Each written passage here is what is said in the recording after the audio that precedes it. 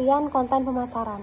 Menurut Kotler, konten pemasaran adalah kegiatan pemasaran yang melibatkan pembuatan, kurasi, distribusi, dan penguatan konten yang menarik, relevan, dan juga berguna bagi kelompok-kelompok tertentu, dengan tujuan menciptakan percakapan seputar konten tersebut. Nah, pengertian secara umum di sini adalah konten pemasaran yaitu strategi yang melibatkan perencanaan, pembuatan, dan juga distribusi konten untuk menarik audiensi yang tepat, kemudian mendorong mereka menjadi pelanggan. Konten-konten digital yang digunakan sebagai alat utama berjualan kepada audiens itu bisa berupa artikel, gambar, atau foto-foto dimensi, video, dan lain-lain. Nah, konten ini didistribusikan secara berkala melalui berbagai saluran seperti situs web, blog, media sosial, dan mesin pencarian. Konten marketing ini menarik untuk dibahas karena tidak hanya menjadi bagian dari pemasaran digital, tapi juga mengikuti seni menciptakan dan mendistribusikan konten yang relevan dengan merek tertentu dan keinginan konsumen. Selain itu, biaya pemasaran konten lebih terjangkau dibandingkan dengan iklan di berbagai media, sehingga banyak pemasaran digital di Indonesia melihat pemasaran konten sebagai peluang menarik dalam strategi pemasaran digital mereka. Menjelaskan mengenai fungsi dan tujuan konten pemasaran.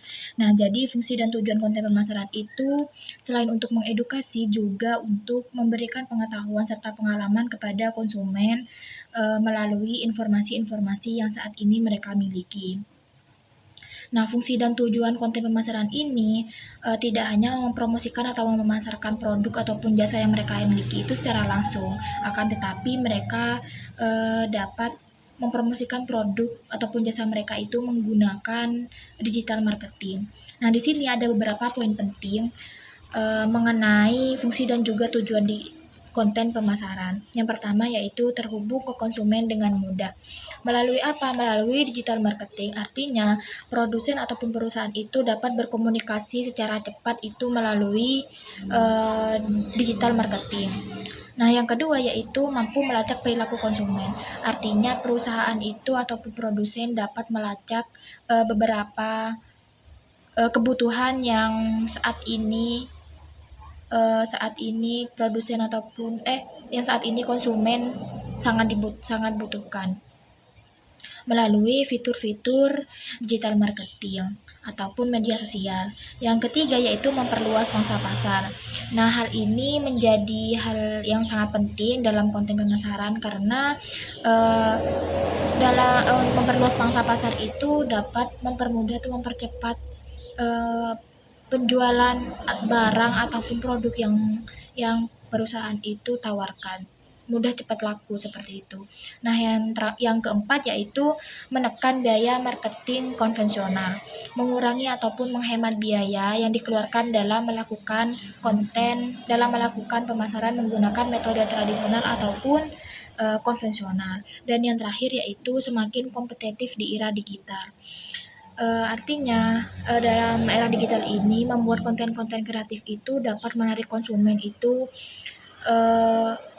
dengan mudah sehingga dapat menjunjung citra baik perusahaan dan juga dapat bekerja sama dengan perusahaan ataupun mitra lainnya seperti itu.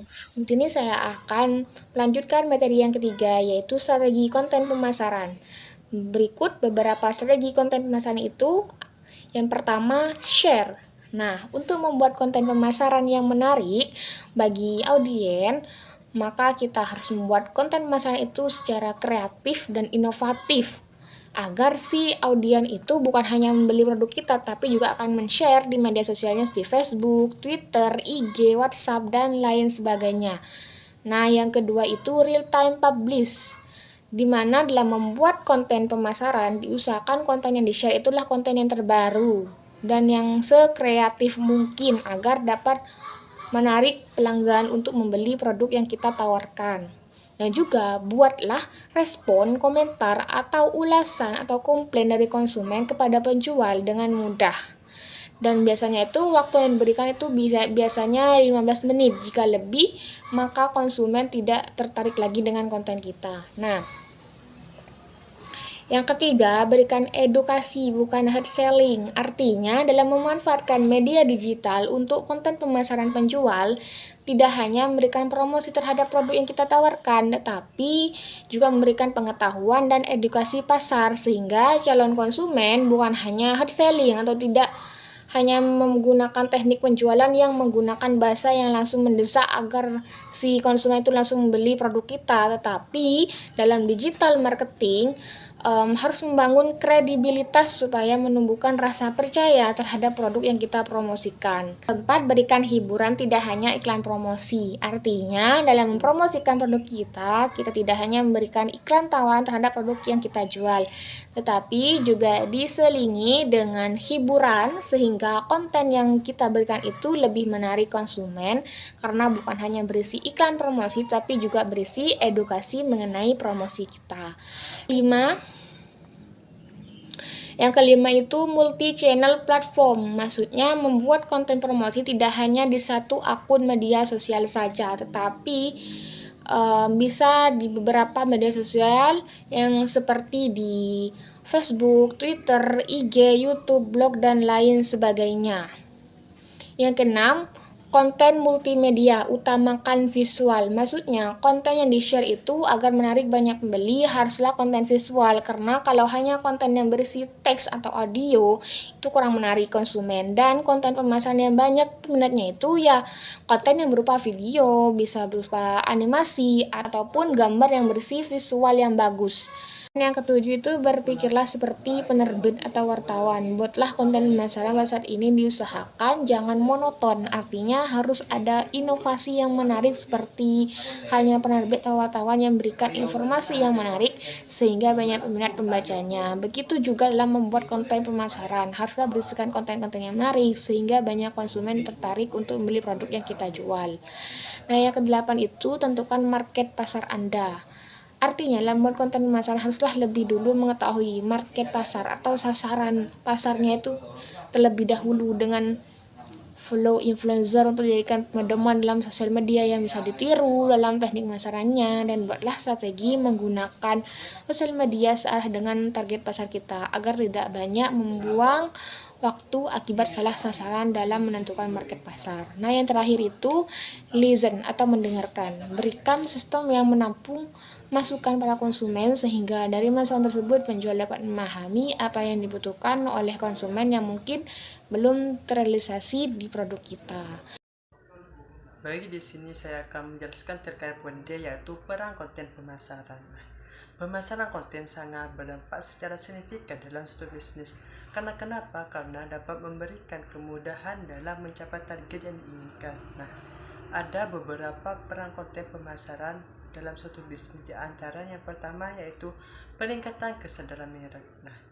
Pemasaran konten dapat memudahkan bisnis dalam meningkatkan kualitas merek mereka dan menjadikan mereka sebagai pelopor dari industri mereka jalankan. Dengan konten yang berkualitas dapat membantu pelanggan untuk mengunjungi web mereka sehingga dapat membangun dan mencapai target pelanggan yang diinginkan. Yang kedua yaitu peningkatan keterlibatan pelanggan. Pemasaran konten dapat memudahkan suatu bisnis agar terhubung kepada pelanggan dengan cara yang mudah sehingga akan terjalin adanya hubungan yang lebih mendalam antara bisnis dan pelanggan. Dengan membuat konten yang bagus dan sesuai dengan keinginan pelanggan sehingga dapat menimbulkan hubungan timbal balik dari pelanggan terhadap suatu bisnis. Yang ketiga yaitu peningkatan lalu lintas situs web. Pemasaran konten dapat membantu suatu bisnis dalam memusatkan perhatian pelanggan agar selalu berkunjung terhadap web mereka. Dengan meningkatkan konten terhadap bisnis mereka dapat membantu pengunjung untuk selalu berkunjung ke situs mereka sehingga dari awalnya itu menjadi pengunjung sehingga akhirnya beralih menjadi pelanggan. Poin keempat yaitu pembuatan prospek. Pemasaran konten dapat memudahkan suatu bisnis untuk meningkatkan penjualan suatu bisnis sehingga dengan merancang konten khusus agar menarik pelanggan yang berpotensi untuk membeli produk yang dijual. sehingga dapat berlangganan terhadap produk yang dijual. Nah, yang kelima yaitu pemasaran hemat biaya. Nah, pemasaran konten dapat membantu suatu bisnis untuk meminimalisir biaya yang dikeluarkan dalam mempromosikan produk yang dijual kepada pelanggan.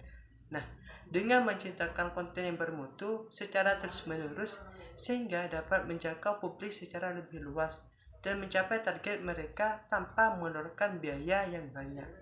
Ini saya akan membahas tentang bentuk konten pemasaran. Yang pertama itu ada blog.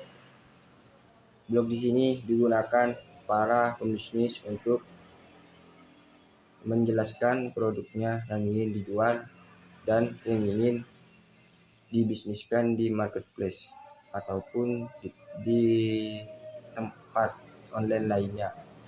Yang kedua itu video. Video di sini dibuat untuk memvideokan produk yang ingin dijual lalu diperjualbelikan agar peminat dan pelanggan mengetahui detailnya. Lalu ada media sosial. Media sosial yang digunakan biasanya oleh pembisnis atau penjual yaitu Instagram, Facebook, TikTok, dan lainnya. Jadi misal di Instagram, pembisnis bisa menyewa influencer untuk menjelaskan produknya semenarik mungkin agar diminati oleh halayak banyak. Lalu ada e-book.